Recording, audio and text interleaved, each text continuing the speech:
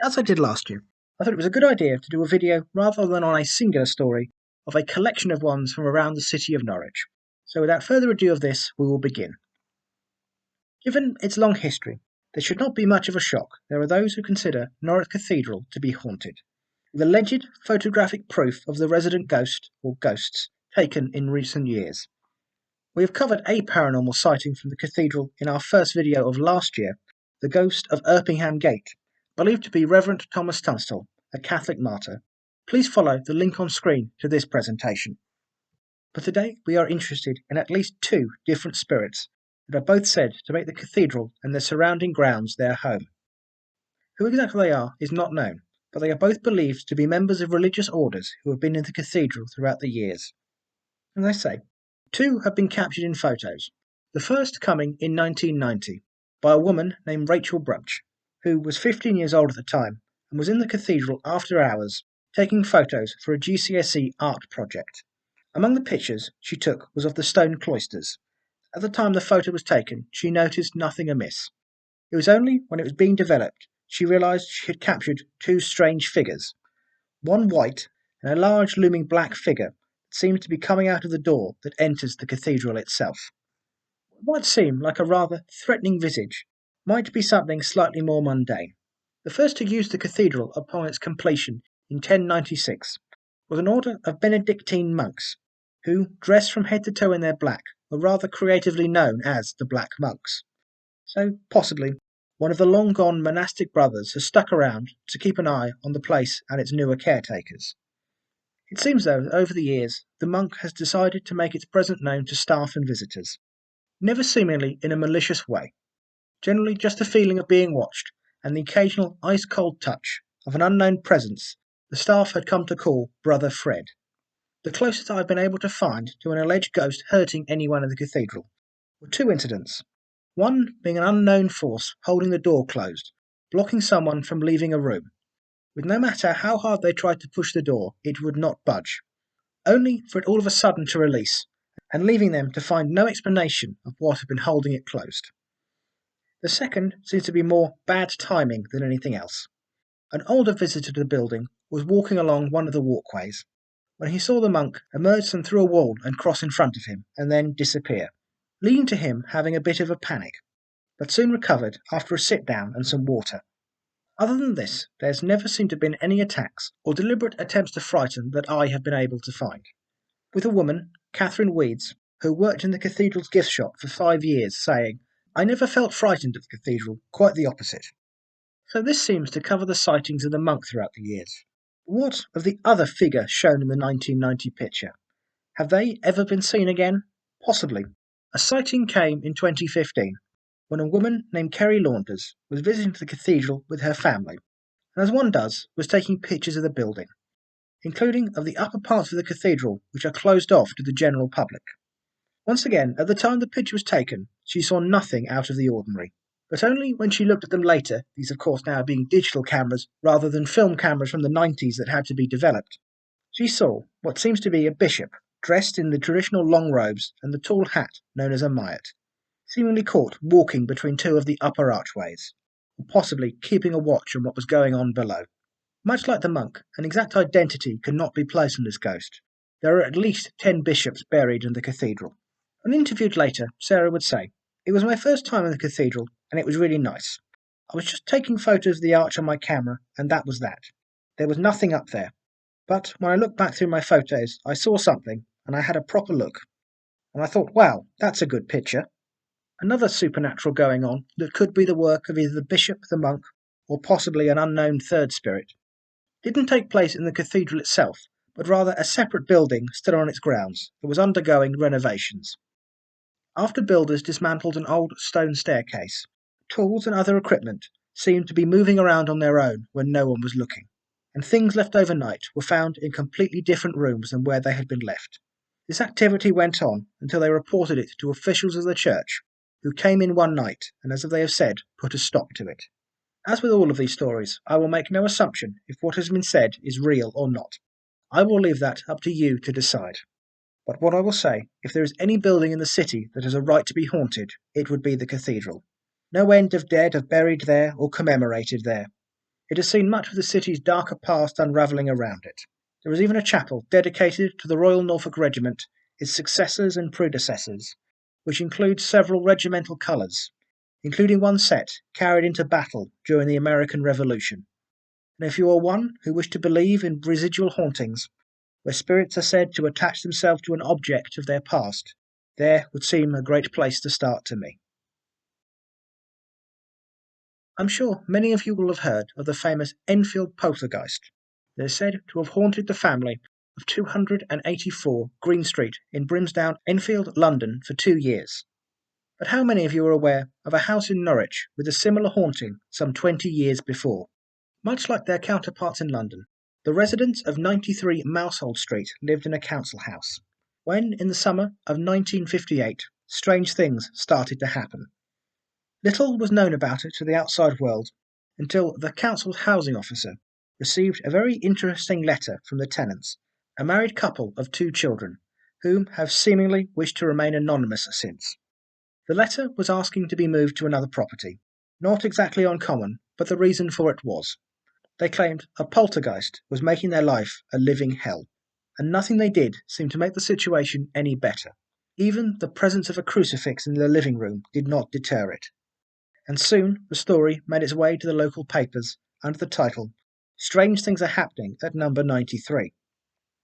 The events had started quietly enough, items being found out of place, a clock falling off the wall, and a strange clicking sound heard throughout the house. But things would soon grow over 2 weeks before they began to make their experiences public. The movement of items around the house would increase, things would be thrown off sideboards. Items seemingly appeared from nowhere, falling through the ceiling onto people. One night, 7 of the windows' homes were smashed, seemingly by stones thrown from the outside. Stones that, when touched, were burning hot. And both of the parents would witness terrifying, tree branch-like shadows that came out of pitch-black rooms at night and worked their way along the hallways.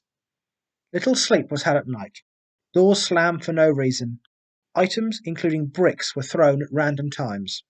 Every now and then it would calm down, only for the sound of an unknown baby crying to ring out throughout the house.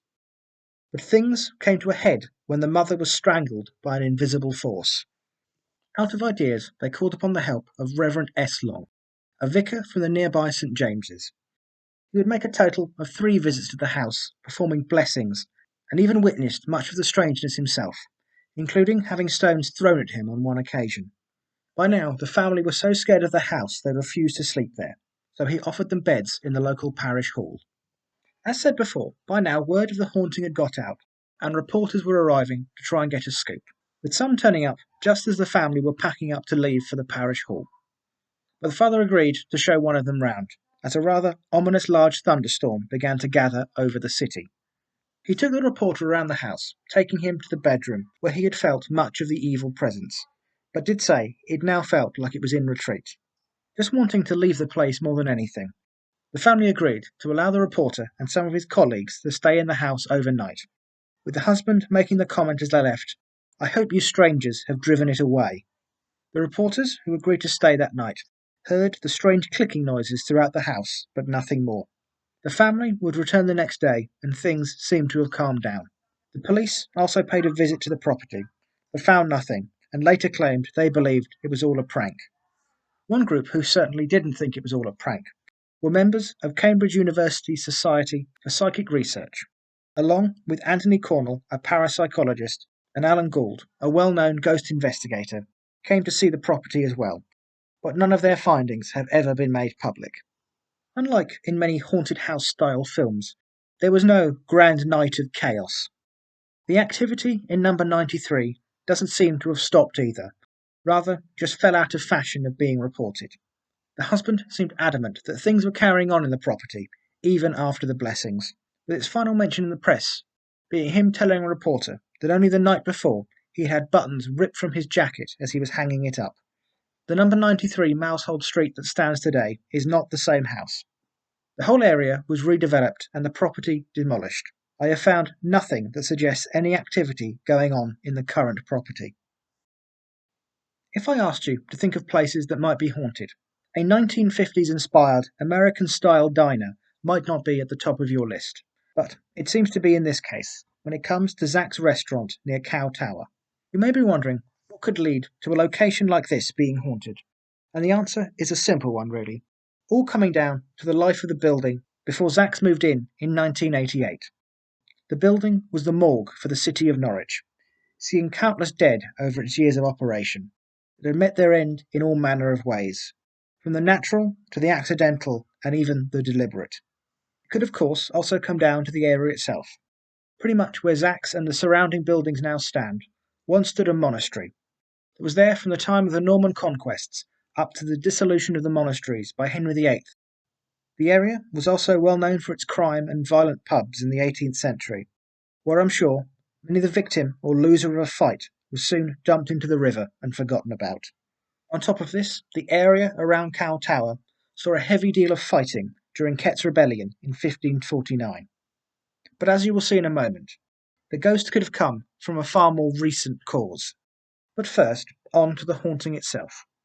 Thankfully, for the staff and customers, whatever might have caused this spirit, it doesn't seem to be out to want to hurt anyone, just to make sure it's remembered. Staff members over the years have reported a feeling of being watched, hearing noises and names called when they are alone. Objects move from one place to another, and the most dramatic story I can find was a glass jug sitting on a shelf by itself, suddenly exploding. Even one of the owners of Zach's, Chris Carr, has had somewhat of an encounter. He was working alone in the back of the restaurant one day, long before opening, when he heard his name being called. Thinking someone he knew had come to the front door, he went to meet them, but there was nothing to be found.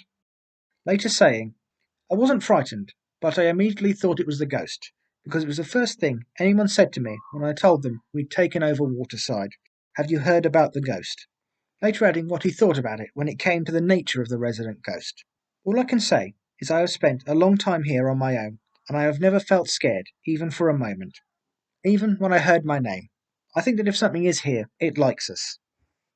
The only sighting of the ghost I've been able to find was from one of the employees, who saw a very smartly dressed, tall figure of a man with a top hat and shining shoes near the old boathouse they use for storage. Theories seem to range from either this being someone from the Victorian period, or possibly the ghost of an undertaker in his traditional clothing. Interestingly, a lot of the activity does seem to be linked to the boathouse, as, from things I have looked into, there does seem to be a link between paranormal activity and water a lot of the time, and this of course being a boathouse, it is partly in the river. It also seems wrong to only focus on the haunting of the building in its current configuration. And as you would have gathered from what was said to Chris, there does seem to have been belief in haunting there much further back than 1988. And this could possibly give us the greatest clue to where the ghost might have come from. The morgue itself was built during the Second World War, and as I have slightly covered in my regular history videos, the city was not spared the bombing raids, being hit several times during the war, with 340 of its residents being killed, and many of them would have been brought to this morgue, with the majority coming in a fairly short period in 1942. Which leads me to wonder, with space being at a premium, was the boathouse, as a quiet, cool place by the water, used to store some of the bodies? And this, I think if there is any truth, might be where it lies, as there doesn't seem to be any sightings of this kind of ghost before the building's construction. But there certainly seem to be reports of unexpected goings-on in the building throughout its life. Workers who used the building during its time as a morgue have told of gurneys moving along the floor by themselves. Even a night watchman quit his job after just one night, as he felt he was constantly being watched by something hiding in the pitch dark. The morgue closed in the 1980s and was moved to the Norfolk and Norwich Hospital. Those who came to remove equipment and strip the building also felt uncomfortable when in rooms alone, as did members of the Eastern County Sub-Aqua Club, who were allowed to store their equipment in the currently disused building when they were cleaning out the riverbed in the area. Before Zach's took over, the building also played home to another restaurant named Hippo's, where workers and guests have also had very similar experiences to those being had these days. Like so many haunts of this kind, we will probably never know the full story behind it. And I know, compared to other ghost and paranormal videos, this is not the kind of tale of terror that others would tell. But I thought it was interesting, and it helps this location of Zach's stand out from their two other restaurants in the city. Pottergate is one of the oldest areas of the city, and as the name would suggest, once was home to the city's potters during the city's industrial past. Of course, the pottery workers and their families, who once called this area home, have now long gone.